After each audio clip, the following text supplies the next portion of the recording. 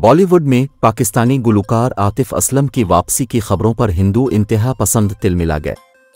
भारतीय मीडिया के मुताबिक हिंदू इंतहा पसंद रहनुमा राज ठाकरे की हिदायत पर महाराष्ट्र नवनिर्माण सेना MNS ने बॉलीवुड प्रोड्यूसर्स को मुतनब्बे किया कि वो मशहूर पाकिस्तानी गुलकार की हिंदी फिल्मों में वापसी का खैर मकदम न करें।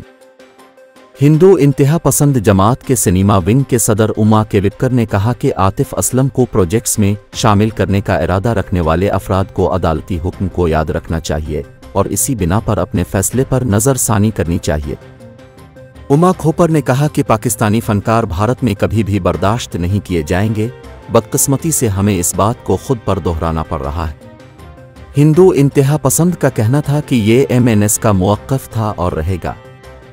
ना सिर्फ बॉलीवुड बल्कि भारत में किसी भी ज़बान बोलने वाली इंडस्ट्री पाकिस्तानी फ़नकारों को अपने प्रोजेक्ट्स में शामिल करने की गलती ना करे।